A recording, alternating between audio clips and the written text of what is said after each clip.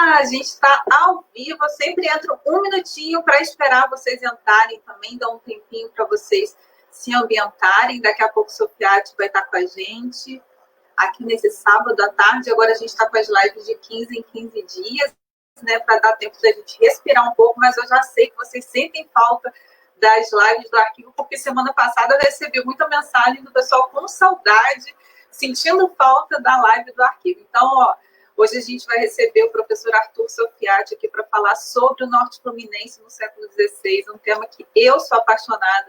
Então, eu tenho certeza que vai ser uma verdadeira aula que nós vamos ter aqui hoje. Vocês, Caterine, boa tarde para você, já está aqui com a gente. Vocês podem participar mandando perguntas para a gente vai ter um bloco de apresentação, e aí depois vocês podem mandar perguntas para a gente, que nós vamos responder cada uma à medida do possível. A gente vai juntando os temas das perguntas, e aí nós vamos respondendo a cada um, tá bom? Mandem suas perguntas, participem com a gente. Saudade de todo mundo, eu também senti falta de fazer a live sábado passado, gente. Meu sábado ficou vazio. Vamos dar mais um minutinho aqui para vocês entrarem, para eu poder chamar o professor Sofiati também, que daqui a pouco está com a gente. Quem está entrando, fala uma boa tarde aqui comigo para eu saber quem está também, porque se eu não falar aqui, eu não consigo saber quem entra. Eu só consigo ver que tem gente entrando, mas não estou vendo quem.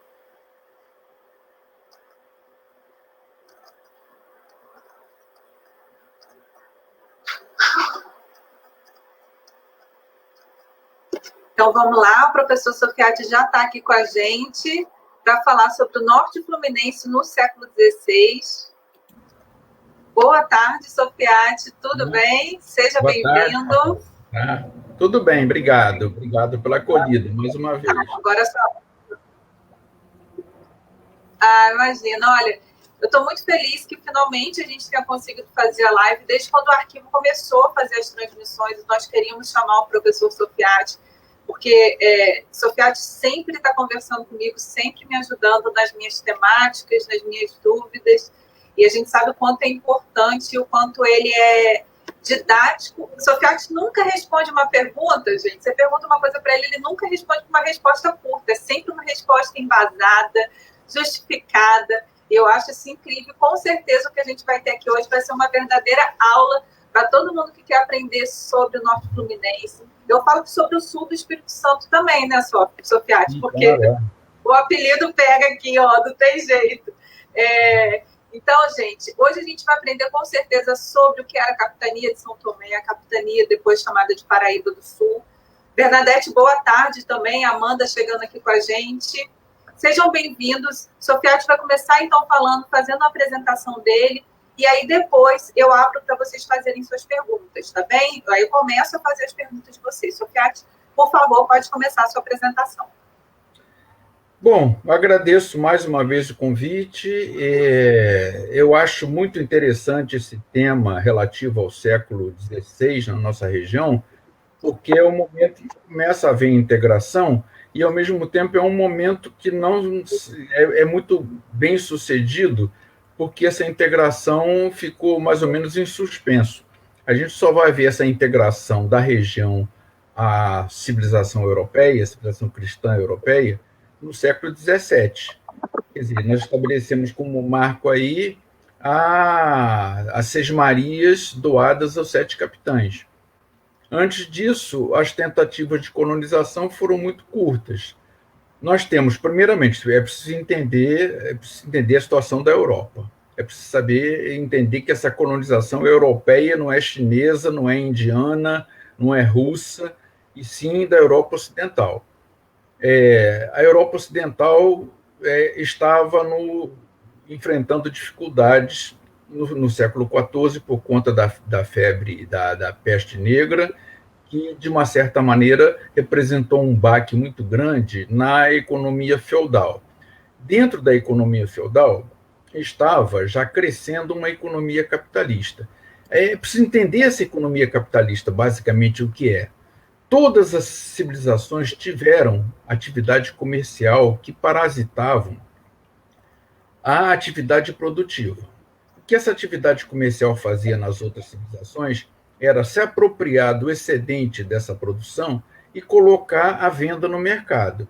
Então, a acumulação se dava só no nível do comércio, não se dava em todos os níveis. O Ocidente trouxe uma novidade muito grande, inventou uma maneira, um modo de produção, uma maneira de produzir, um sistema produtivo. Aqui, no segundo ponto dessa que eu preparei esse roteiro para poder facilitar o nosso entendimento. Então, esse capitalismo é algo em que o produto ele deixa de ser bem de uso para ser bem de troca. É claro que no final sempre vai se usar. Por exemplo, uma roupa vai ser usada, mas a roupa não é produzida para isso, é produzida para dar dinheiro. Então, enquanto a peste negra de uma certa abate profundamente o feudalismo, ela abre caminho para o capitalismo, para essa economia de acumulação de dinheiro, de capital. Então, o que se oferece a esse capitalismo no século XV é a saída pelo Oceano Atlântico, já que pelo Oriente não era possível porque os muçulmanos estavam barrando o caminho. Pela Rússia não era possível também, pelo Polo Norte não era possível. Então o caminho que restava era sair pelo Oceano Atlântico. E a partir daí, Espanha e Portugal, que são países pioneiros nessa expansão marítima, mas estão representando a cultura europeia, saem na frente e vão progressivamente incorporando terras fora da Europa, tanto na América quanto na África. Na África, mais superficialmente, na América, mais profundamente, com a fundação das colônias. E depois partem também, é claro, partem primeiramente o que eles buscavam, o objetivo dos europeus era o Oriente, porque as riquezas que eles consumiam estavam lá. Então abria-se uma perspectiva muito grande de enriquecimento da burguesia, das burguesias europeias. E eu digo que, na verdade, o Brasil não representava muito interesse para os portugueses. De maneira diferente, a América Espanhola representava muito interesse para os espanhóis, na medida em que ouro e prata foram encontrados em abundância. Então, a expansão, na verdade, tem esse motor que a gente poderia ver no próximo, seguindo o roteiro ainda, se pudesse passar para o segundo. Então, a gente tem dois mundos. O mundo europeu, que de certa maneira a gente já mostrou, e o mundo americano. O que é que havia no mundo americano? Foi colonizado também por seres humanos, embora alguns neguem isso, mas eram seres humanos que chegaram aqui, se dispersaram por todo o continente europeu, americano, tanto do norte quanto do sul, e desenvolveram culturas paleolíticas, que viviam da coleta, pesca e caça. Culturas neolíticas, e já conheciam a agricultura e a cerâmica. Isso sem trazer nada da Europa, nem do Velho Mundo. E desenvolveram aqui. E muito melhor até do que os produtos agrícolas que existiam no Velho Mundo. E três civilizações que chegaram a um nível bastante aprimorado, como aquelas culturas que se reuniram no Império Azteca, a cultura maia e a cultura dos Andes, reunida no Império Inca. Então, são esses dois mundos que vão se encontrar. O mundo americano não havia nada, não havia nenhum indício no mundo americano de que qualquer cultura pretendesse fazer expansão e conquistar a Europa, por exemplo. Nem sair da América e conquistar a África. Essas culturas estavam muito bem assentadas na América. Havia bastante espaço, havia bastante recurso e não há notícia de pobreza aí. Então, indo adiante, a gente vai ver que não sei se é possível passar o próximo roteiro para as pessoas seguirem o que eu vou falar. Aqui, sim. Então, mostremos nesse mapa o que é possível mostrar. As principais navegações que ocorreram aí. A primeira delas é Colombo. Colombo, que sai da Espanha e chega até a América, é a número 1. A número 4, a número 3, que é de Bartolomeu Dias, sai de Portugal e contorna a ponta sul da África e retorna. O Cabo das Tormentas, que se transformou no Cabo da Boa Esperança. A navegação de Pedro Álvares Cabral, que se dirigia à Índia também, mas deu uma parada no Brasil e tomou posse do Brasil. Tudo indicando que já se conhecia, já se sabia da existência do Brasil. Tanto assim que o Tratado de Tordesilhas, que é essa linha que está aqui, dividiu o mundo em duas partes. A parte da direita ficou com, no caso, da direita quem olha, né? Ficou com Portugal. A parte da esquerda ficou com a Espanha. Bom, notemos bem, o Tratado de Tordesilhas é o primeiro tratado de ordem mundial. É o primeiro tratado da globalização.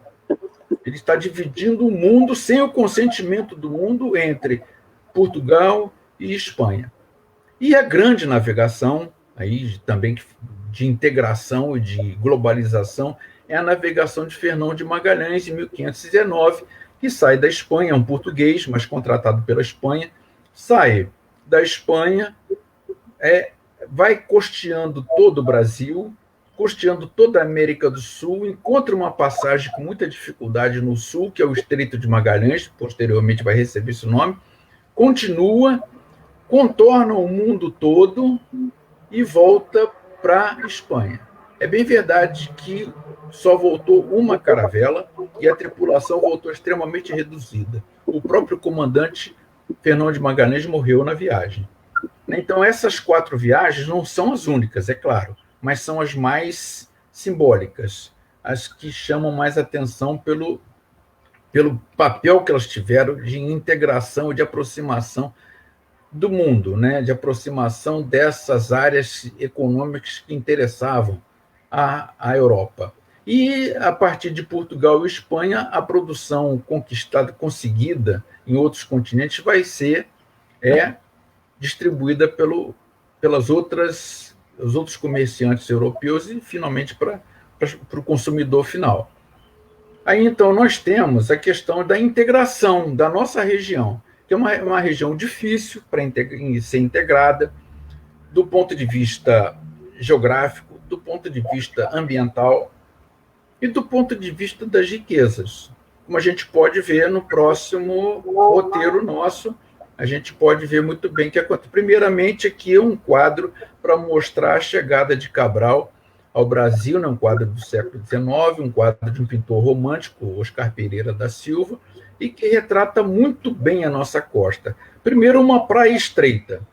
Depois, no fundo, uma barreira, uma parede que a gente chama de falésia, e que vocês que estão acompanhando podem muito bem encontrar um quadro semelhante em São Francisco de Itabapoana. Lá vocês vão encontrar praia e essa barreira que foi construída pela ação do mar no seu avanço e no seu recuo. Então, a gente encontra uma situação como essa aqui, e exatamente num ponto como esse, será escolhido por Pero de Góes para tentar uma colonização aqui na região norte fluminense, que não tinha esse nome na época, né? É claro. Então, num outro roteiro, acho que a gente pode entrar no cerne da questão. Aqui ainda não. Esse aqui é o primeiro mapa em que figura o nome América em homenagem a Américo Vespúcio. Nele a gente pode ver aqui em azul, no sul, o Cabo de São Tomé assinalado em azul. O Cabo de São Tomé vai ser um acidente geográfico de extrema importância para a navegação europeia, porque o Cabo de São Tomé representa uma curva bastante acentuada no litoral brasileiro. Agora sim, eu acho que nós entramos no assunto, propriamente da nossa região. No próximo... Tá certo. Então, o que aconteceu com o Brasil? O que existia no Brasil, na nossa região?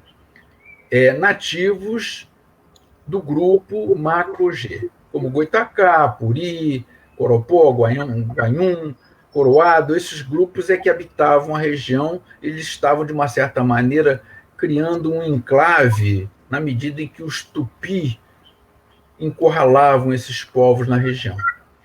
Bom, durante os 30 primeiros anos, como o Brasil não apresentava muito interesse além do pau-brasil, as expedições que eram mandadas para cá visavam reconhecimento para saber se havia mais riqueza no Brasil.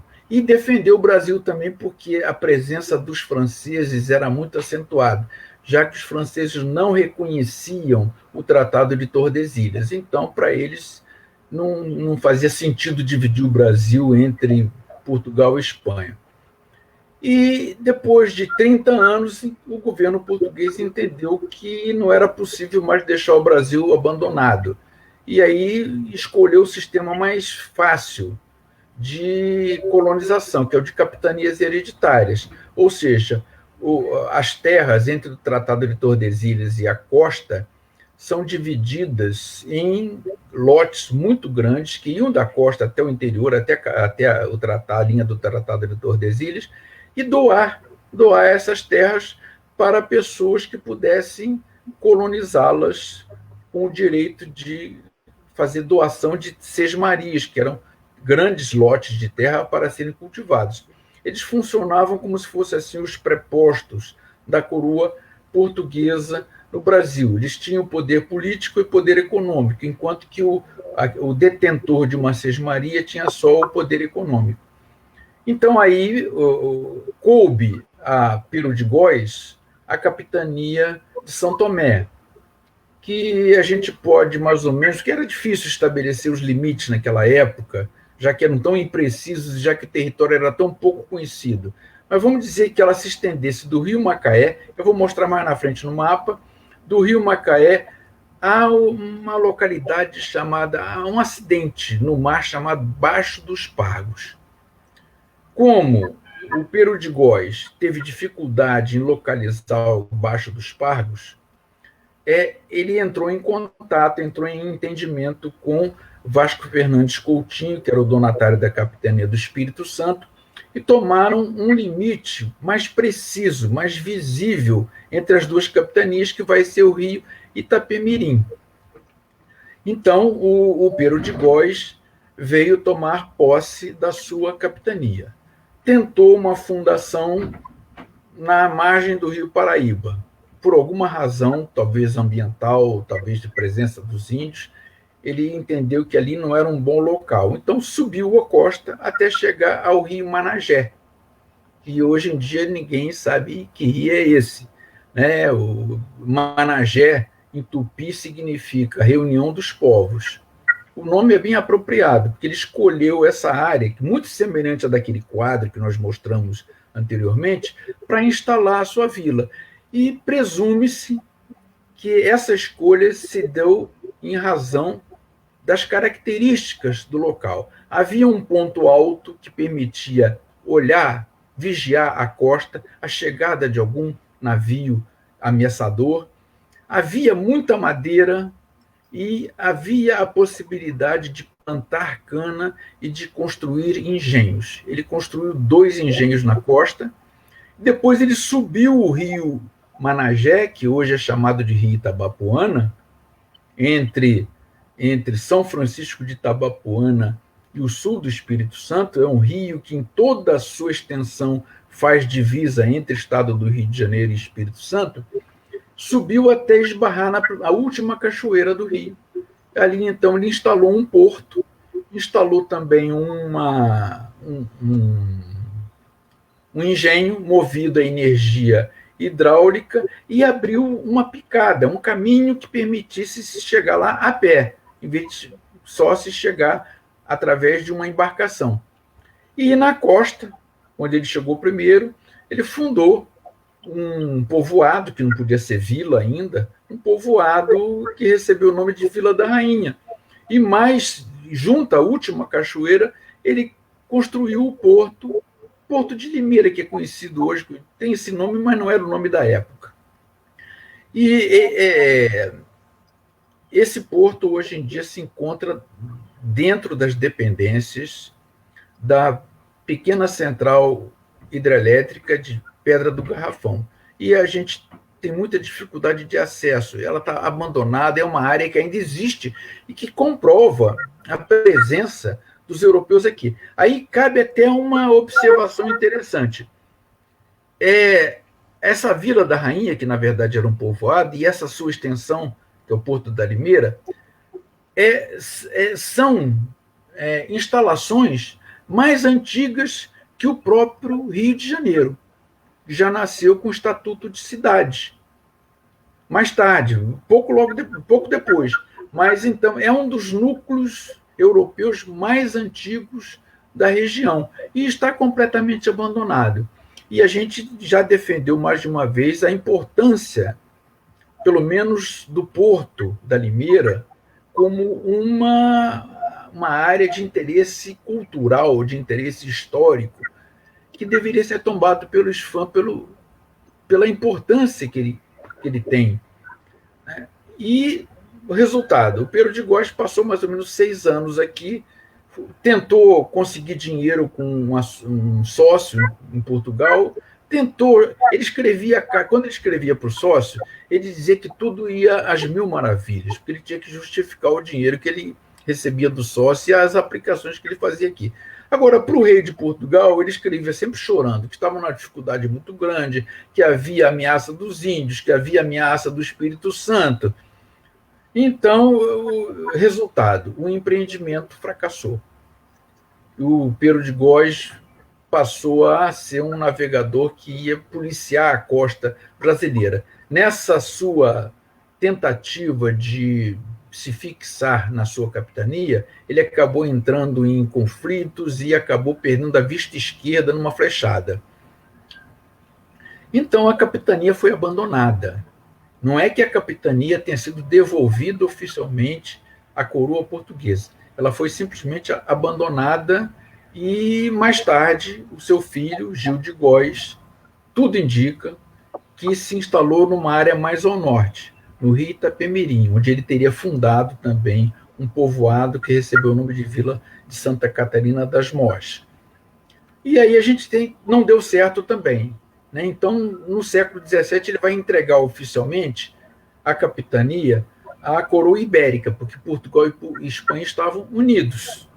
Desde 1540 estavam unidos porque não havia mais... 540 não, 580. Não havia mais descendente nenhum dos reis de Portugal. Então, o rei da Espanha reivindicou a coroa portuguesa também. E assim formou-se a União Ibérica, que foi o império maior que existiu nos primeiros tempos da globalização ocidental. Era tão grande que se dizia que nele o sol nunca se punha. Quando o sol morria de um lado, estava nascendo do outro, porque pegava todo o Oriente, toda a África e toda a América. E a gente tem, nesse século XVI, muito pouco conhecido ainda, eu aqui aproveito para estimular os historiadores, as pessoas a se dedicarem ao século XVI, pela importância dele, pelo desconhecimento que a gente tem dele, e a Rafaela já se propôs a ser uma dessas estudiosas, já está, inclusive, envolvida com o século XVI, a gente vai ter algumas informações de pessoas que passaram por aqui, como Jean de Lery, que é um francês, missionário calvinista, que veio ajudar na fundação de uma colônia francesa no Rio de Janeiro, que recebeu o nome de França Antártica, e que não deu certo. O Gabriel Soares de Souza, português brasileiro, que também deu uma informação muito ligeira.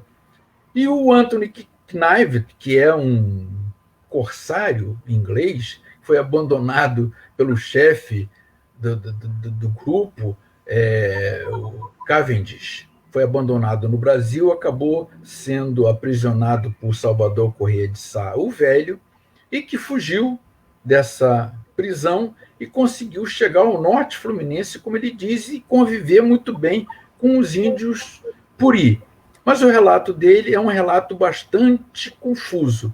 Eu até acredito que ele tenha vindo, mas sendo um inglês jogado em terras da América portuguesa, No meio de portugueses e no meio de povos indígenas, acredito que ele tenha feito muita confusão em função disso. Não propriamente mentiroso, mas uma pessoa que não tinha condições de dar as informações mais precisas sobre isso. Bom, em síntese, é isso que eu queria falar. Não sei se tem mais alguma coisa que possa ser apresentada, acho que não. Aí daí para frente, eu acho que só sugestão. Esse mapa aqui, sim, só para ilustrar, é um mapa que mostra as capitanias todas, foi elaborado por um dos maiores cartógrafos de Portugal, foi Luís Teixeira, né? Já do final do século XVI, 1586, e além de fazer esse mapa na América, ele navegou do Cabo de São Roque até o Estreito de Magalhães. Ele tem um roteiro escrito de todos os sinais para orientar os navegadores nessa rota muito perigosa. Além disso, ele fez mapas sobre a África, mapas do Oriente. Então, ele tem um cartógrafo de mão cheia mesmo.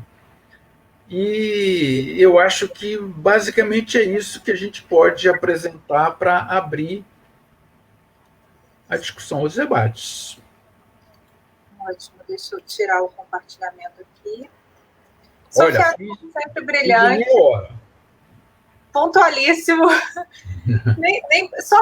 Sofiati, você tem todo o tempo do mundo. Eu só quero registrar aqui a presença de muitos amigos de Itapemirim, de Vitória, que estão aqui para te ouvir. O Gilber Rubim Rangel, esse nome Rubim já é muito sugestivo. Tem aqui também o meu amigo que estuda lá na UFES comigo, Lucas Machado, que está lá de Itapemirim nos ouvindo, que tem muito interesse sobre ali o assentamento de Gil de Góis, né, ali no Itapemirim, no Baixo dos Pargos. Então, mandar um abraço para todo mundo que está nos ouvindo aí, de Vitória, daqui de fora de Campos, né, porque para a gente é muito importante que essas discussões não fiquem centradas só aqui, porque, afinal de contas, a gente também está discutindo o sul do Espírito Santo. Eu já vou passar aqui, vocês podem mandar suas perguntas, eu já vou passar daqui a pouco para a pergunta. Freitas mandou uma pergunta aqui, eu vou passar para ela, mas eu queria, antes, Sofiati, que você falasse um pouquinho, na verdade,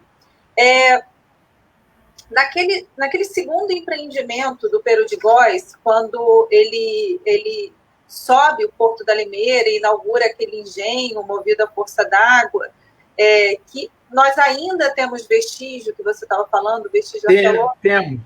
Inclusive está num slide aí que, se você quiser apresentar, ótimo. Nós temos uma reconstituição hipotética da Vila da Rainha e nós temos vestígios do Porto da Limeira. Ótimo. Que inclusive, a pergunta que eu estou vendo aqui, a pergunta que o Freitas também ia nos fazer. Olha, aqui é uma representação hipotética do que teria sido a Vila da Rainha.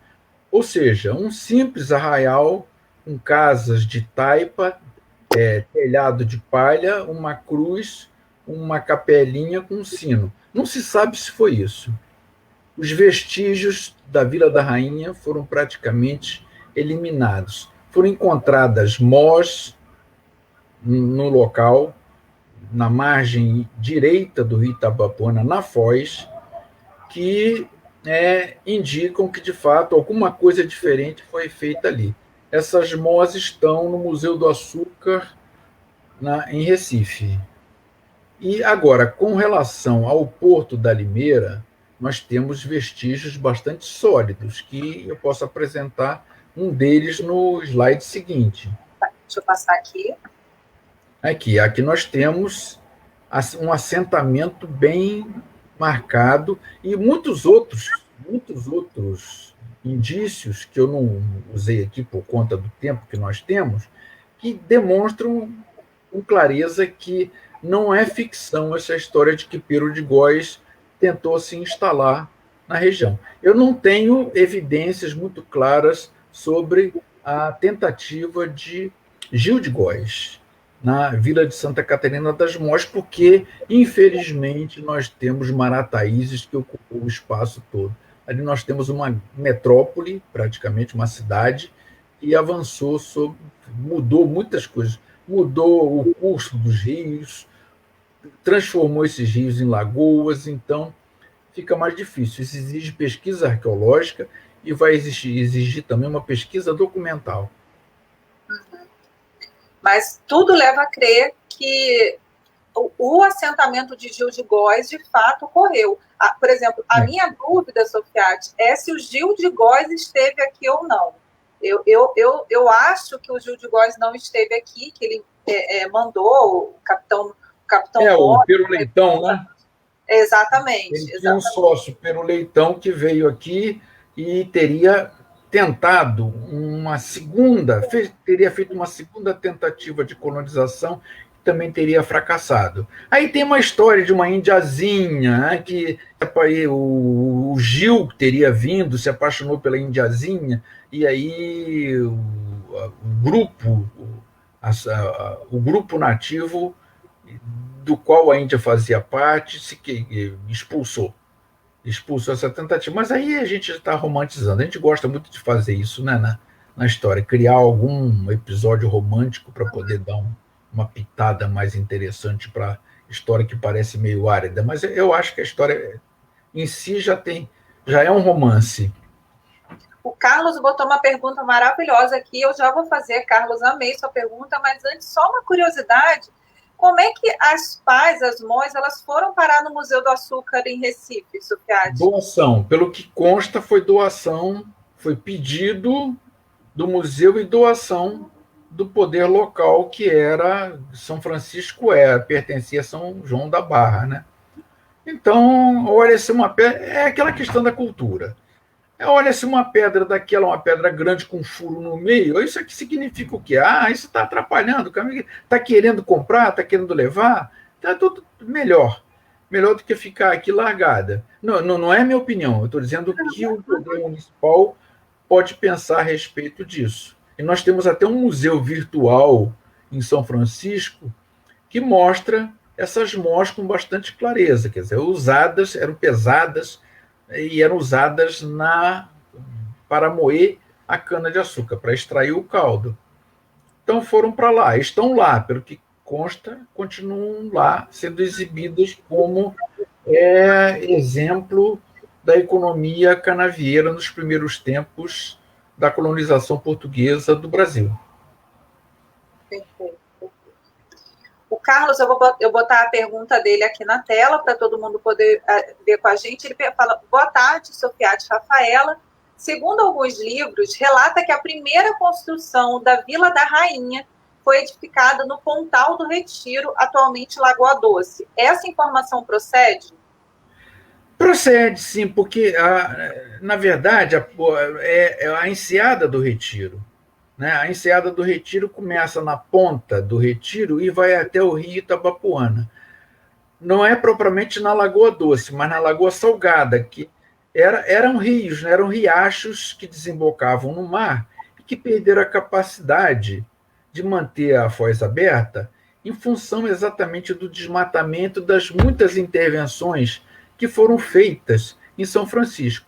Então, se a gente chegar lá na Lagoa Salgada, que fica no interior da enseada do Retiro, nós encontramos ainda alguns conglomerados de tijolos muito grandes, né, que se supõe que sejam vestígios, que sejam restos da Vila da Rainha. Eu tenho as minhas dúvidas, porque eu vejo elementos que são modernos, ali, como, por exemplo, concreto, né, cimento, em alguns tijolos.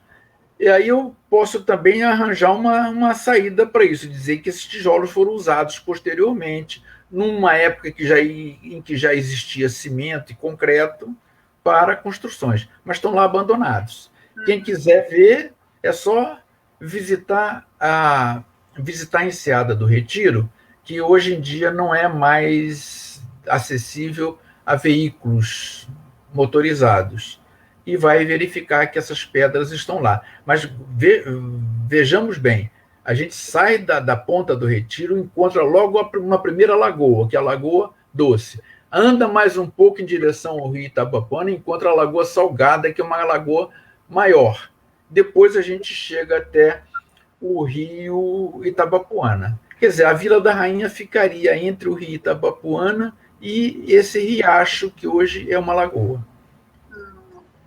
Entendi. São muitas dúvidas com relação a isso, e eu acredito, acho que você também, né, Sofiati, que o estudo arqueológico da região nos ajudaria muito. Né? Sim, isso é outra insistência, outro pleito antigo nosso, fazer pesquisa arqueológica. Quando essa pequena hidrelétrica se instalou, nós pleiteamos que a pesquisa arqueológica não fosse feita somente no porto da vila, no porto da Limeira, mas que se estendesse também até a costa. Bom, a empresa se vale aí do que a lei exige dela e falou: está fora da nossa área, então não vamos mexer nisso. Agora, a pesquisa arqueológica ali caberia perfeitamente, assim como pesquisa arqueológica também na foz do rio Itapemirim, margem direita. Eu vou passar para essa história do Itapemirim, porque eu sei que tem alguém aqui enlouquecido para falar mais sobre ela, que é meu amigo Lucas, mas antes, deixa eu passar aqui para a tela. A Cristiane Rabelo, deixa eu botar ela aqui, está falando o seguinte: fizemos esse trajeto com o Sofiati e foi incrível. E aí, antes de passar para a pergunta do Lucas, eu sei que a gente não pode vislumbrar nem tão cedo quando a gente vai voltar a fazer esses roteiros. Sofiati há muito tempo faz isso. E eu queria que você falasse para quem está nos ouvindo, principalmente porque tem tanta gente de fora, a importância e qual era esse roteiro, por onde você ia, o que você fazia com esses professores. A última vez que eu fiz foi ano passado com franceses que vieram para um seminário promovido pela UEM, inclusive o arquivo participou desse seminário. Nós fomos até lá e um deles ficou muito agradecido por ter descido comigo, andado um pedaço grande, entrado no meio do mato para poder ver esses conglomerados de tijolo que supõe-se sejam vestígios da Vila da Rainha. A Cristiane também, com os professores da rede municipal, foi a esse local. Eu gosto sempre de mostrar, com bastante prazer, porque aí a gente consegue perceber por que talvez a escolha de Peru de Góis pelo rio Itabapoana e não pelo rio Paraíba. O rio Paraíba está numa planície, não tem proteção, não tem pontos altos que você possa, que permita que você vigie o entorno, enquanto que o rio Itabapoana corta uma área de tabuleiros, e esses tabuleiros são partes elevadas com falésias que permitem que se vigie melhor a chegada de qualquer navegador. Então, aquele ponto ali pareceu bastante apropriado, porque, além de tudo, a planície do Rio Paraíba não tem madeira. A planície, o Rio Itabapoana, tinha uma floresta atrás de si muito grande, e essa floresta servia para fornecer lenha e madeira. A lenha era fundamental nos primeiros tempos para mover os engenhos. Antes de começar a live, Neuza, pode deixar que a gente também vai... Eu vou passar a sua pergunta para o Sofiati. Antes de começar a live, como eu falei, o Sofiati, a gente está sempre conversando, eu estou sempre tirando minhas dúvidas com o Sofiati. Nós estávamos falando justamente sobre a questão dos limites entre a capitania da Paraíba do Sul e a capitania do Espírito Santo. E aí, das várias medições, até a medição feita pelo ouvidor Mimoso, em 1730, o Itapemirim continuou sendo o limite entre as duas capitanias. E aí, eu queria aproveitar essa questão dos limites e passar para a pergunta do Lucas. O Lucas Machado, Sofiati, ele está estudando a região do Itapemirim, a formação, a ocupação daquela região, e ele pergunta o seguinte a respeito da Índia Catarina, a história da Índia Catarina e dos Rio de Góis. Ele fala o seguinte, deixa eu passar o que ele fala aqui para a tela. Essa história da Índia existe aqui em Marataízes, inclusive seria o motivo do nome da cidade. Mesmo sendo romantizada, me parece ser a mesma história com versões diferentes. Uma aqui em Marataízes e outra aqui no caso, aí em Campos. Mas, na verdade, a história é a de Marataízes, porque a região era de lá, né? A ocupação era lá, né? Fazia parte da capitania de São Tomé, por um acordo firmado entre os dois donatários. Então, parece que isso ficou resolvido. Não houve conflito por conta disso, até porque parece que o Vasco Fernandes Coutinho não tinha tanto interesse no sul da sua capitania, mas o Pedro de Góes tinha bastante interesse no norte da sua capitania, porque ele se instalou ali. Então, para dirimir essa discussão entre onde fica a Baixa dos Pagos, o acordo firmado entre eles, esse acordo chegou até nós. Nós temos esse acordo, e que foi reconhecido posteriormente pela coroa portuguesa como limite entre as duas capitanias, Rio Itapemirim, atualmente Rio Itapemirim. Agora, quanto a essa questão da Índia Catarina, sabe, a Índia Catarina teria esse nome por batismo europeu, né?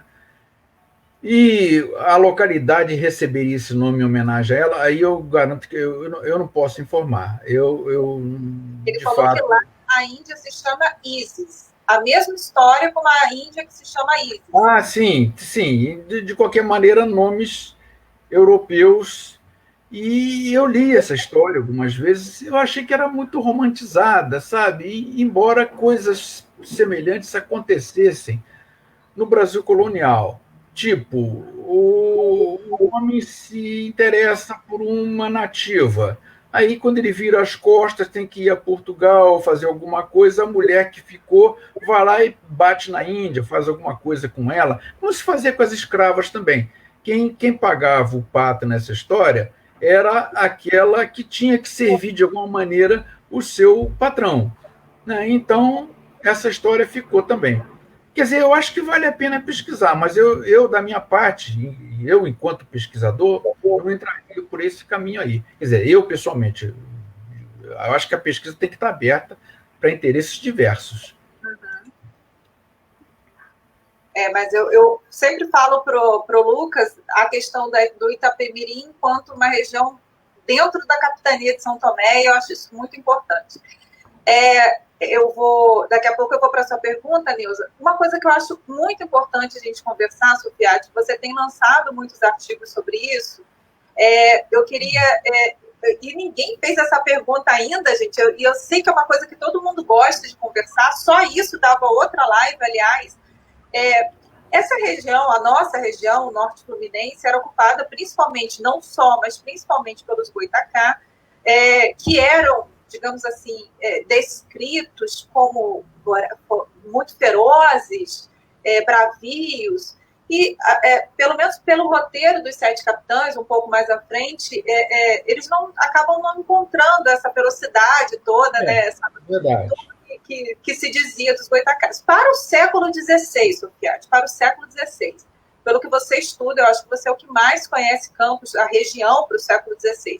O que nós tínhamos, o que Pedro de Góes encontra nessa capitania de populações nativas? Olha, ele encontrou nativos, sim, tanto que perdeu a vista esquerda numa flechada, e ele tentou se instalar numa área dominada pelos Puri.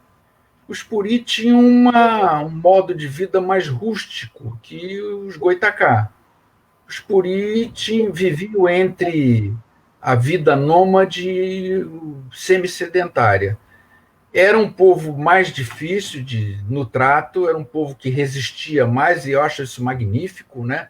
O príncipe Maximiliano de Wied-Neuwied, quando chegou no Rio Itabapoana, em direção a Salvador, parou lá na Fazenda Muribeca, que tinha sido dos jesuítas, mas que era de particulares, e ouviu uma história de que os índios Puri teriam invadido a fazenda, teriam roubado um escravo adolescente e teriam comido esse escravo, que encontraram os ossos ruídos desse menino, desse adolescente.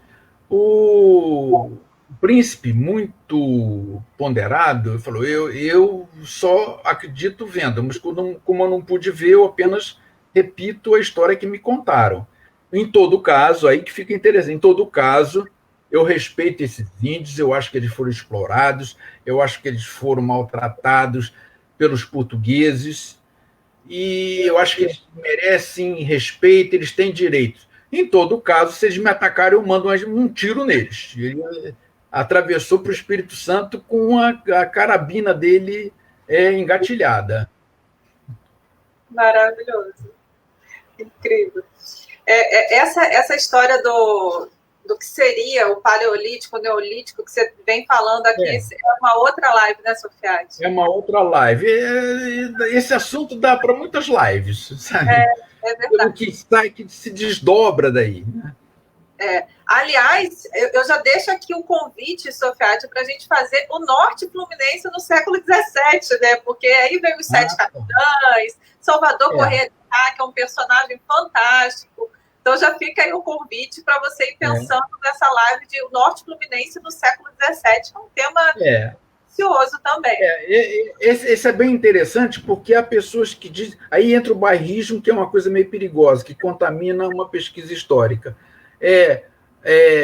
Núcleos europeus na zona serrana no século XVII. Não podia haver ainda, né? Podia haver alguém algum excursionista, algum pioneiro que chegasse até lá, mas fundar núcleos não cabia ainda, porque era uma terra vista como muito perigosa. A gente vai ver ainda nos mapas do século XVIII, no mapa do Couto Reis, por exemplo, que é do final do século XVIII, a área serrana, toda ela em branco, escrito Sertão de Índios Brabos.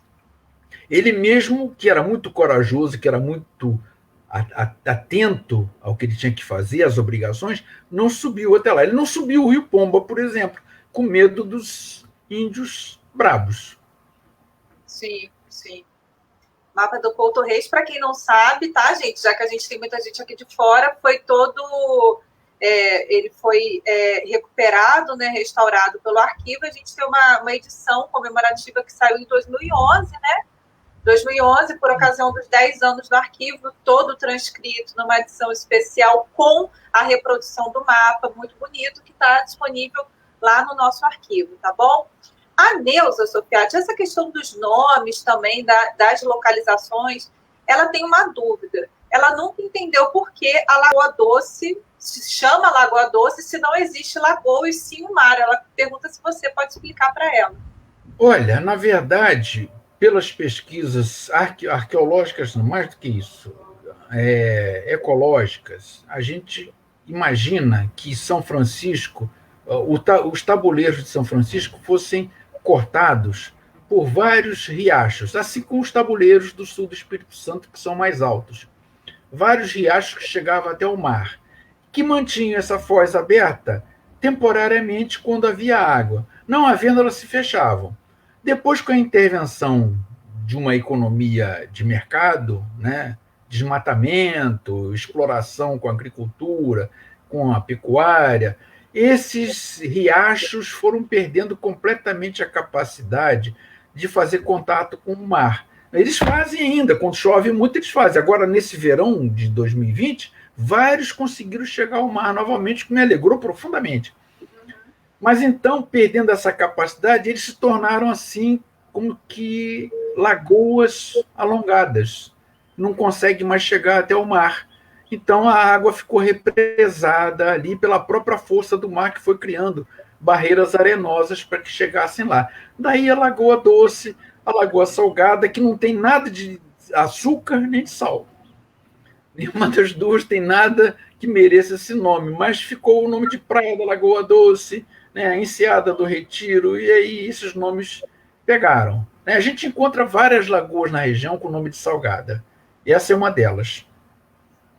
O que eu acho fantástica ao ler o roteiro dos Sete Capitães é a forma como eles vão nomeando, né, as paisagens de acordo com o que eles vão vislumbrando com o dia, com os acidentes geográficos. É muito bacana, né? O roteiro dos Sete Capitães é uma espécie assim, de testamento de Adão, né?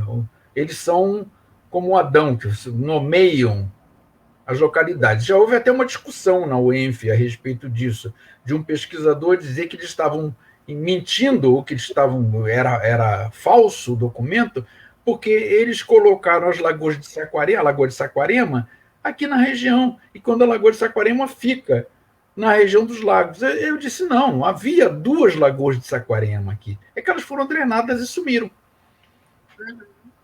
Então eles trouxeram da região dos lagos esse nome de Saquarema e batizaram 2 lagoas aqui, Saquarema Grande e Saquarema Pequena. Sim, sim. Olha, a live do século XVII já tá tendo sucesso. A Neuza, a Cristiane Rabelo, agora nosso amigo doutor Edson Batista falando. A ideia da live do século XVII seria perfeita. Então, vamos começar a pensar já, Sofia. Eu não te dou desculpa.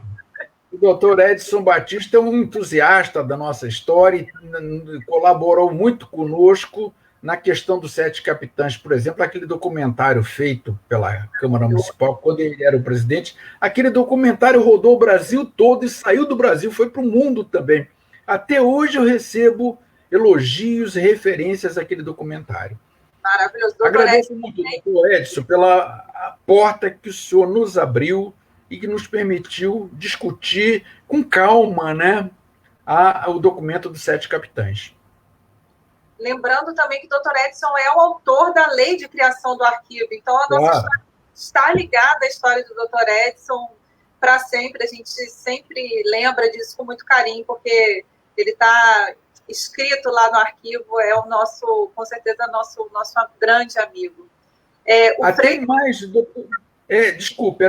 Antes do arquivo, o doutor Edson já estava empenhado em criar um arquivo histórico para Campos, e eu até me incumbiu com outras pessoas de planejarmos esse arquivo. Verdade, você me contou isso, verdade. Eu tenho umas perguntas aqui no celular que chegam também no WhatsApp do arquivo, estão mandando, a Bernadette também está animada com a live do século XVII. Agora, eu vou juntar, só um minuto, o Freitas está me lembrando, gente, o livro do Couto Reis, ele foi reeditado, na verdade, porque já tinha uma edição antiga do Arquivo do Estado, foi reeditado numa versão revisada em 2012, tá bom? Isso. 2012. Uma edição primorosa, por sinal. Exatamente. Quem quiser conferir, tem lá no arquivo. A questão do documentário dos Sete Capitães, que o Sofiati estava falando, tem no site da Câmara. Vocês podem entrar lá no site da Câmara e procurar lá em Memorial Câmara, que vocês vão ter acesso aos documentários que foram produzidos na gestão de Dr. Edson. Não só o dos Sete Capitães, mas também Benta Pereira, Justina, José do Patrocínio, Nilo Peçanha. Vocês podem acessar lá no portal da Câmara, tá bom? Eu vou juntar aqui duas perguntas para a gente falar sobre o Peru de Góis e os assentamentos dele, na verdade, né? O Freitas, deixa eu pegar aqui no celular, porque a pergunta ficou lá em cima. Freitas perguntou o seguinte, Sofiati, vou juntar com uma outra aqui.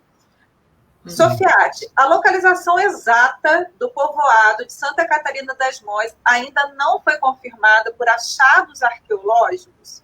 E aí eu junto com a pergunta do Lucas, que pergunta para a gente por quais motivos a povoação de Santa Catarina das Mós teve fim. Olha, eu acho que nós precisamos de mais pesquisas arqueológicas para confirmar um documento do final do século XVII, em que um herdeiro de Salvador Corrêa de Sá faz a demarcação da capitania, chegando até o rio Itapemirim. E o donatário da capitania, na época, foi acusado de demolir as provas existentes, que seria a vila de Santa Catarina das Mós, para evitar que a medição chegasse até o rio Itapemirim. Então, esse descendente do Salvador Corrêa de Sá pediu uma vistoria, um exame feito por alguém da coroa portuguesa, que a coroa portuguesa mandasse. E ficou confirmado que havia ruínas ali que ele tentou destruir. É aquela coisa muito comum hoje em dia, que é a destruição de provas. Tem que prender o indivíduo para ele não destruir as provas dos crimes cometidos, né? Então, mesmo assim, mesmo que a gente tenha esse documento, essa confirmação da coroa portuguesa de que ali havia uma fundação europeia, eu acho que nós precisamos de mais pesquisas arqueológicas. Levando-se em consideração que elas vão ser mais difíceis do que qualquer pesquisa que fosse feita junto ao rio Itabapoana, porque Marataízes cresceu de uma forma descomunal, né? Saindo da vila de Itapemirim, cresceu de uma forma descomunal e soterrou isso tudo. Então, vai ser difícil fazer isso. Agora, eu não sei, qual foi a outra pergunta? A pergunta do Lucas, quais motivos para o fim da povoação de Santa Catarina das Mós? Bom, consta que foi antiprodutiva do ponto de vista econômico, né, e que o Gil de Góes e o Pero Leitão entenderam que era mais interessante devolver oficialmente a capitania para a coroa portuguesa. Então, assim, ela ficou liberada para outros pedidos. Não apareceram pedidos para o domínio da capitania, mas terras dentro da capitania, como os 7 capitães que foram os pioneiros com os jesuítas, né, que pediram terras no interior da capitania. Então, eu acho que a gente precisa de mais pesquisa sobre isso. Eu confesso que nós já busquei fontes aqui no Brasil e não, espero que elas existam nos arquivos portugueses. Verdade, Sofiati, verdade. Eu estava observando que antes mesmo das doações aos 7 capitães, essa região já estava sendo, já tinha lotes, pedaços de terra sendo doados aos jesuítas. Eu estava observando isso, alguns indícios. Isso não é falado, né, pela historiografia. Em 1627, consta que capitanias foram doadas aos 7 capitães, que isso é bem interessante, capitanias, sesmarias, e aos jesuítas também. Ou seja, para uma pessoa requerer terra, ela precisava ter terra. Uma pessoa requerer alguma coisa que gerasse riqueza, ela precisava ser rica. Não seria qualquer pessoa pobre que ia pedir uma sesmaria e ia ganhar isso com facilidade. Até hoje, na direção do Espírito Santo, pela BR-101, nós encontramos um lugar chamado Seis Maria. Não está nem no plural, é número 6 mesmo, Seis Maria. E temos uma lagoa também, a Lagoa da Seis Maria.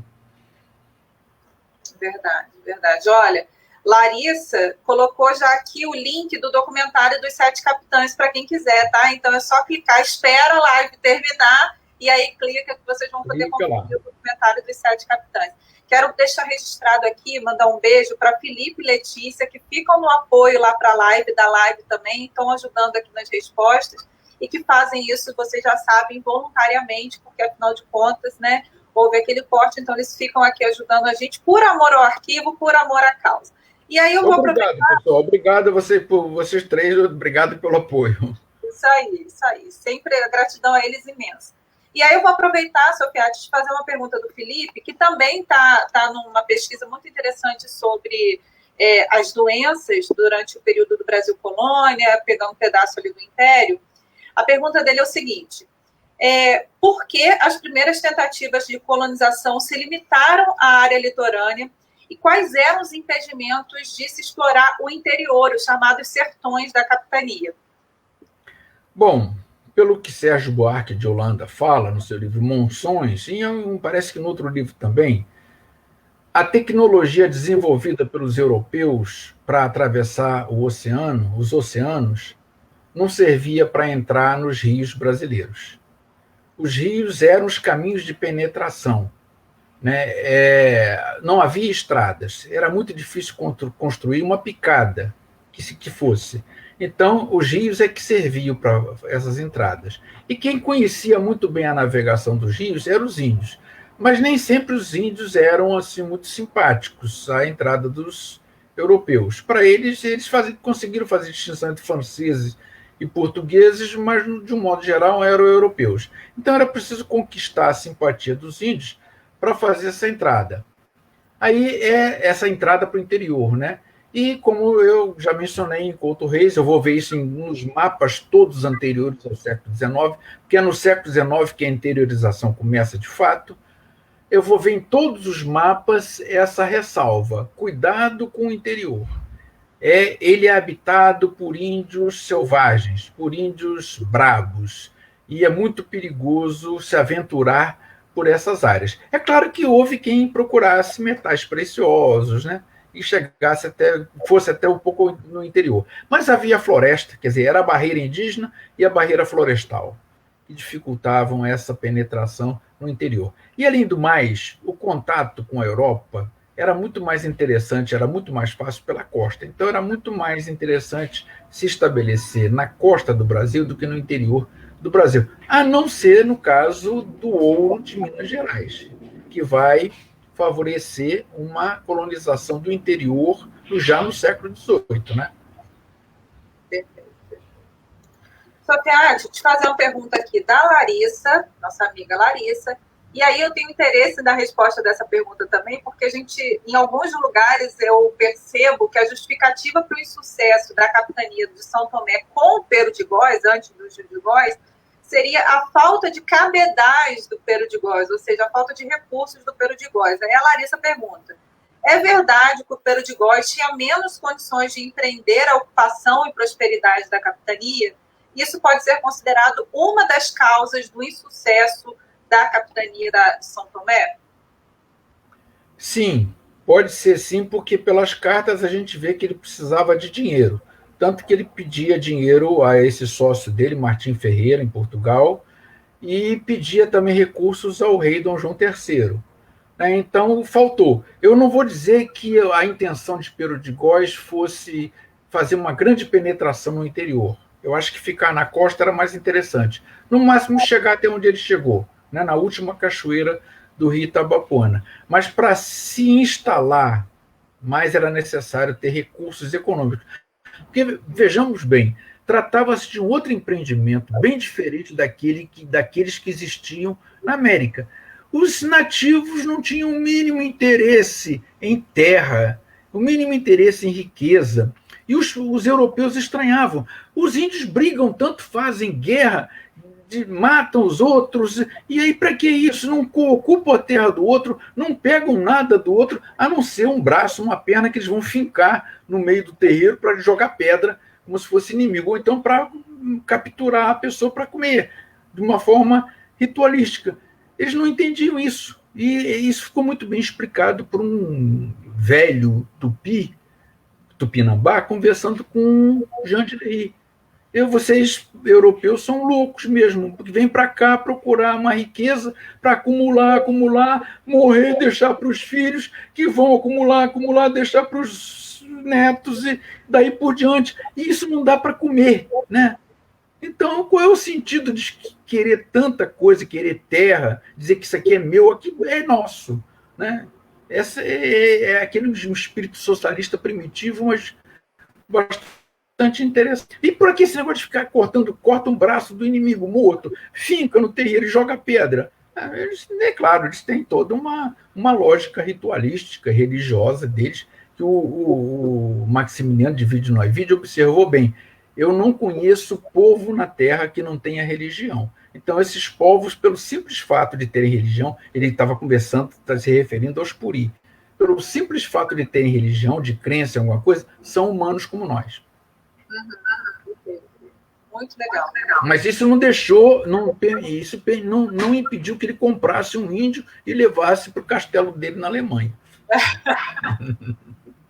Verdade. Ainda falta estudar mais profundamente esses viajantes, né, Sofia? Principalmente aqui na região.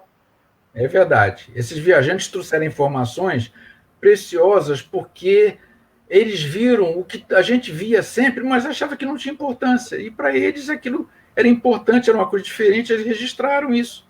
Então, esses relatos são fantásticos.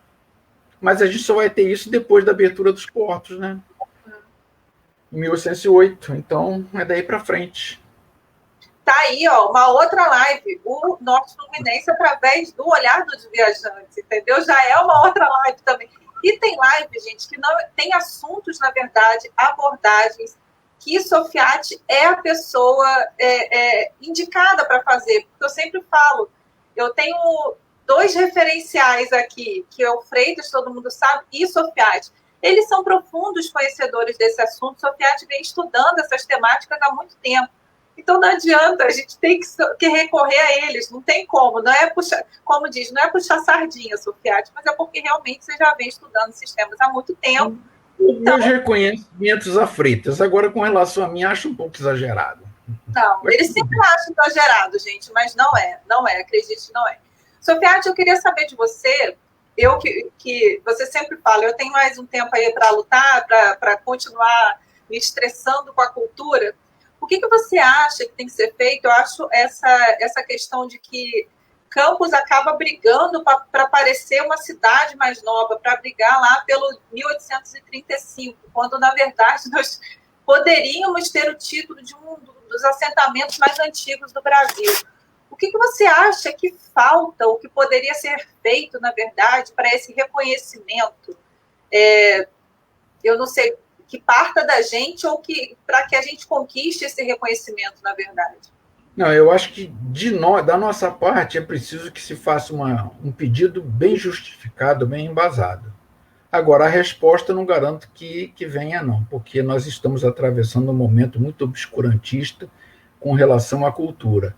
E eu entendo que o que restou do Porto de Limeira tem um caráter nacional, uma importância nacional. Não seria só o tombamento pelo INEPAC, mas se o INEPAC quisesse também poderia ser. Mas tem a estatura de proteção do IPHAN, por exemplo, que é um órgão nacional. Mas eu reconheço que a gente está passando por momentos muito difíceis. Agora, a primeira coisa a ser feita é recuperar, é garantir o acesso a esses remanescentes, porque nós não conseguimos fazer isso, já que a usina fechou as portas. Isso é uma coisa muito comum. Primeiro, quando se tem que fazer um empreendimento dessa natureza, se exigir impacto de meio ambiente, a parte arqueológica tem que entrar. Uhum. E aí a empresa contratou arqueólogas do Museu Nacional que vieram aqui e descobriram que a gente já sabia que existia, porque eu conhecia o Porto da Limeira, mesmo que em grande parte embaixo da terra, antes delas chegarem aqui. Uhum. Na década de 80 eu fui apresentado a isso. Mas elas chegaram aqui e mostraram a importância do Porto. Eu acho até que exageraram um pouquinho de colocar o Pero de Góes como um indivíduo idealista que fugia da lógica colonial, que não era bem assim. Então, eu acho que a gente tem que conquistar localmente o direito de entrar nesse local. Depois, então, nós temos que partir para esse pedido, né, embasado a respeito desse local, porque é o que sobrou de um dos 3 assentamentos mais antigos da região sudeste do Brasil. É Espírito Santo, né, Vila Velha, é a Vila da Rainha, a Catarina das Mós também, confirmada, e São Vicente. Hoje essa região, o Porto da Limeira, essas terras pertencem a algum, não pertencem mais a essa empresa, essa usina, pertence a algum particular? A gente tem... Não, elas estão dentro do domínio da empresa, da Usina Central Hidrelétrica, que se comprometeu na época, segunda década do século XX, de proteger e de permitir o acesso, mas não... Nós estivemos lá, né? Neuza esteve conosco, Silvia Paz, esteve, Carmen, e nós não conseguimos de maneira nenhuma entrar. O Freitas disse que conhece um caminho, um caminho meio perigoso para pessoas idosas. Uhum. Pelo outro lado, não é isso? O São Mateus. Pelo outro lado, A Silvia até prometeu, um proprietário lá se comprometeu a nos mostrar esse caminho, mas não foi possível. Vamos ver. A próxima live do arquivo vai ser com o diretor do INEPAC. Já estou dando aqui o caminho, né, o spoiler da próxima live. Eu acho que é um assunto para a gente trazer, né, para tratar com ele, porque é de todo interesse, foi como você falou, não só para Campos, na verdade. Né? Eu acho que é de interesse, uma base de interesse do Estado e também nacional. Exatamente. Interesse nacional. A Kênia está falando assim, live super interessante, Aristides tem um vasto conhecimento desse assunto, fui a curadora do acervo dele, tornando-me amiga e admiradora. É verdade. Saudações, Kênia. Obrigado por tudo. Sofiati, não adianta, o Sofiati ele é um pouco arredio a tudo que a gente fala sobre ele, mas não adianta, Sofiati, não tem jeito. A Cristiane Rabelo faz o seguinte elogio à sua figura. É o reconhecimento por tanta dedicação dos dois aos estudos da nossa história regional. Eles são demais. Até eu ganhei elogio aí também da Cris, tá vendo? Certo. Da minha parte, no que me toca, muito obrigado, Cristiane. E eu acho um pouco exagerado, como sempre, mas tudo bem. Aí eu aproveito a oportunidade para anunciar o lançamento de um livro pela Essência, editora do IFE, ano que vem, está previsto para o ano que vem, espero que tudo corra bem, reunindo o que a gente conseguiu de documentação relativa à região nos séculos XVI e XVII. Vamos ver se nós trazemos alguma contribuição. É claro que, na verdade, esses documentos estão acessíveis. O que não existe ainda é a reunião deles num volume só. Não só de documentos escritos, como de mapas também. E aproveito para mostrar aqui meu livrinho sobre o século XVI na região, que tem prefácio do Freitas, tem um pós-fácil da Rafaela e a orelha que a Rafaela também escreveu, o que muito valorizaram o livro. São artigos que tratam da nossa região, no século XVI. Agora, Sofiati, fala para a gente, já me perguntaram isso, para adquirir seus livros, como é que as pessoas podem fazer? Bom, eu acredito que na Noblesse, quando abrir, é possível encontrar. Eu só não garanto da minha parte, porque eu não sou comerciante, eu não tenho... Mas você colocou para vender lá na Noblesse? Coloquei. Na Noblesse e no Livro Verde também. Aí, gente, fica o recado, na Noblesse e ao Livro Verde, a gente pode adquirir os livros do Sofiati, tá bom? Eu sei, nesse que você falou que vai lançar ano que vem. Esse aí é para o ano que vem, está previsto para o ano que vem. Espero que não ocorra nenhum contratempo da parte, porque depende de verba federal, né? Então, não por conta do IFE local, não, porque todos estão muito entusiasmados e com boa vontade de levar adiante. Agora, uma outra dica que fica também para aquisição é a estante virtual, que aí vocês podem pedir pela internet, né? Que esses livros estão lá. Podem pedir pela internet, podem conseguir sem sair de casa. Verdade, o estante virtual tem sido um ótimo caminho. Pessoal, a gente já está indo para 1h10 de live. Vou começar a encaminhar aqui o nosso finalzinho, já deixando o convite para a live do século XVII, com certeza. E, Sofiati, para a gente fechar o assunto do século XVI, eu queria que você que se dedicou a esse tema há muito tempo, eu que estou adentrando esse século aí, eu estudo século XVII, século XVIII, mas na verdade eu estudo século XVIII, mas né, tem caído no século XVII e não tem jeito de ir para o XVI. Na verdade, qual é a grande dificuldade hoje dos historiadores em estudar, na verdade, o período colonial como um todo? Eu vejo poucas pesquisas desenvolvidas sobre o Brasil colônia, sobre a América Portuguesa, muito mais sobre o período do Império, e quando a gente fala de século XVI, XVII, menos ainda. Então, qual é a grande dificuldade, o que você deixa de perspectiva sobre isso? Olha, de fato, algumas regiões do Brasil foram mais aquinhoadas que outras em termos de documentação, como, por exemplo, Pernambuco e São Vicente, né? Exatamente porque foram as capitanias que deram certo e o contato com o mundo europeu, o mundo português, foi muito mais intenso. Então, a gente vai encontrar mais facilidade nesses locais do que em outros. Uma pergunta que eu faço é por que a capitania de São Tomé apresenta uma documentação tão escassa? E eu me propus a escrever um livro exatamente sobre isso, sobre o nada, ou sobre quase nada, né?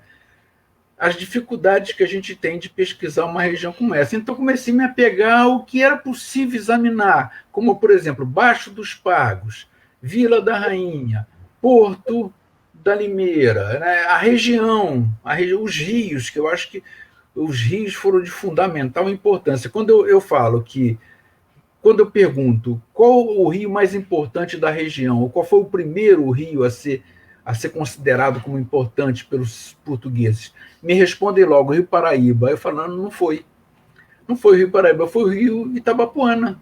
Né? Aí o segundo, qual foi? Paraíba. Não, também ainda não. Foi o Rio Itapemirim. Terceiro, foi o Rio Paraíba. Falou, ainda não. Foi o Macaé. Né? Quarto, Rio Paraíba. Agora não tem que ser Paraíba. Falou, ainda não. Foi o Rio Iguaçu, que ninguém sabe mais onde que fica.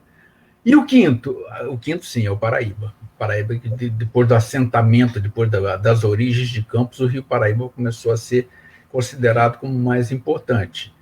Né? Então, trabalhar o século XVI na nossa região, fazendo conexões, que eu trabalho fazendo conexões, não ver a região isoladamente, mas a região conectada com o mundo europeu. Isso é algo mais difícil de fazer, porque nós estamos situando o que é local num contexto global.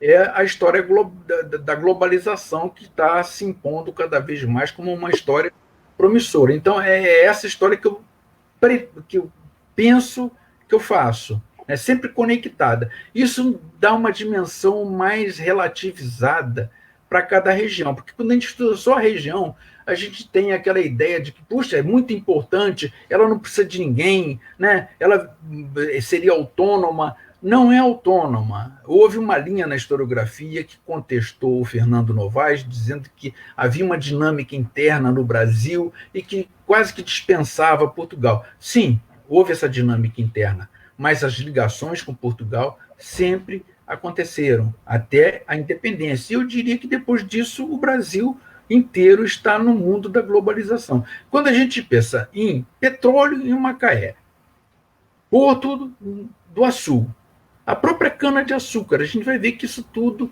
é motivado por um apelo, por uma pressão ou por uma necessidade externa. A gente tem que considerar a história dessa maneira. Aí a gente sai do barrismo. Verdade. É. Como eu estava falando para a Sofiati, eu tenho ficado muito atenta a isso, e ele também, nesse sentido, é um grande mestre para sempre fazer olhar ao que está fora, ao contexto, a essas relações. Isso é muito importante. Deixa eu só lembrar, a Freitas está me pedindo aqui para avisar para todo mundo, gente, que tem interesse. O arquivo tem, não só, a gente tem os CDs, Freitas, do Projeto Resgate. Então, quem quiser, nós recebemos da Esther Bertoletti, toda a coleção do Projeto Resgate está disponível para pesquisa lá no arquivo também, tá bom? O Lucas está dizendo, muito boa live, Itapemirim e Campos se entrelaçam e precisam resgatar esses laços. Muito obrigada pelo presente. É isso aí, Lucas. Tenho falado com você dessas relações tão próximas, e eu tenho certeza que o seu estudo, junto com o Eugênio, que tem estudado o século XIX, o meu também, a gente vai conseguir avançar bastante nessas relações aí. Quem sabe, daqui a pouco a gente está fazendo um seminário para falar sobre essas inter-relações entre as duas capitanias. Eu tenho certeza que logo isso vai acontecer. Né, Sofiati? E aí, claro, essa relação, quer dizer, essa proximidade. Basta dizer que o território até o rio Itapemirim pertenceu à capitania de São Tomé. E até o século XVIII ainda tinha essa ligação, e eu diria que continua existindo essa relação. Se a gente pensa em termos de economia, por exemplo, de topografia, ou de geografia, ou de ecologia, a unidade é patente. Se a gente pensa em economia, a gente vai ver que o sul do Espírito Santo ainda tem cana, e que ainda tem uma usina, que é de Paineira, né? Se a gente pensa em outros aspectos, até relação com o MEAIP, eu encontro nos documentos relativos a Campos.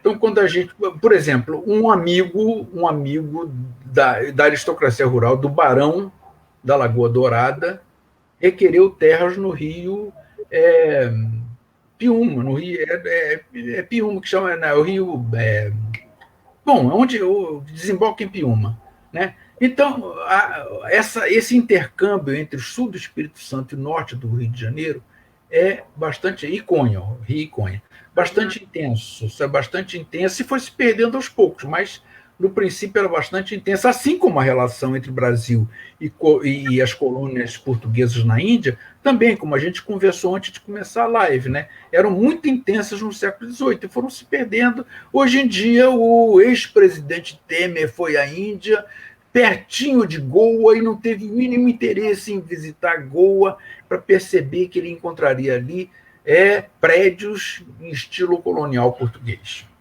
Tantas reminiscências, não tem jeito.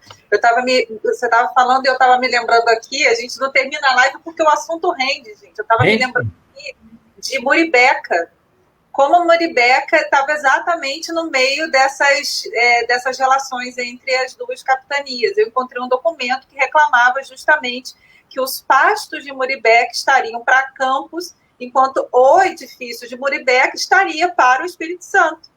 Ou seja, ela era uma fazenda dividida. Nossa Senhora das Neves, a igreja estava do lado de lá, no Espírito Santo. Está ainda, né? Foi o que sobrou da fazenda. E a fazenda Muribeca era um ponto de passagem obrigatório por todos aqueles que se dirigiam a Vitória, Vila Velha, Salvador, ou vinham de lá em direção ao Rio de Janeiro. Todos os viajantes passaram por lá, esses que andaram pela costa passaram por lá e deixaram relatos. Maravilhoso, maravilhoso. Gente, olha, só agradecer quem ficou com a gente até agora, as perguntas que vocês fizeram, a participação de todo mundo de fora. É muito legal quando a gente conta com esses amigos que vêm de fora para prestigiar o tema, prestigiar o arquivo. Larissa me pediu para avisar aqui também, gente, que os livros do arquivo, todos os livros que são produzidos e que a associação acaba angariando e que tudo é revertido para a causa do arquivo, eles estão à venda no Mercado Livre. Então, quem quiser acessar também o Couto Reis, a Benta Pereira e todos os outros livros, é só acessar aí. Eu vou pedir para ela botar o linkzinho do arquivo. A gente agora tem uma associação, a associação tem uma conta no Mercado Livre, então a gente envia os livros para todo o Brasil, tá bom? Olha, muito obrigada por tudo. Sofiati, eu só tenho a te agradecer. Você sabe o quanto eu te admiro, o quanto eu conto com você, o quanto eu acho que independente de você não gostar, eu acho que você é o nosso referencial, o nosso baluarte de conhecimento aqui em Campos, e eu espero que tão logo a gente possa fazer essa live do século XVII, porque já tem muita gente aqui ansiosa, né? E eu acho que é bem importante. Eu peço para você dar suas últimas palavras, sua mensagem final. Eu quero agradecer essa oportunidade que você me concedeu, Rafaela, e também externar a minha admiração, a admiração que eu tenho por você, né? Que não é a primeira vez que eu falo isso. Agradecer também a todas as pessoas amigas e pessoas que eu não conheço que estão prestigiando essa live, que eu acho que a gente pode tirar muito coelho dessa cartola ainda, que é o Norte Fluminense, e depois o Noroeste Fluminense também, que aí já vai confinar com os movimentos que vinham de Minas Gerais. Então, o Noroeste Fluminense é um ponto intermediário entre o Norte Fluminense, dois tipos de colonização, né? Uma colonização costeira e uma colonização interiorana, e o Noroeste Fluminense está nesse meio recebendo tanto influências que vêm de Minas, quanto influências que partem da costa. O Noroeste é outro assunto a ser abordado aí. Outro assunto, pois é. Quem tem estudado um pouco essa região, a questão do comércio aí é Freitas. Quem sabe a gente daqui a pouco conversa sobre isso. Isso. Então, um beijo, obrigada por tudo. Nosso parceiro querido, pessoal, obrigada. A live fica aí disponível na página do arquivo e também na TV Câmara para quem quiser assistir ao longo da semana. Beijo, daqui até 15 dias, né? Dois finais de semana à frente. Beijo a todos, obrigada pela Obrigado por tudo. Beijo, gente.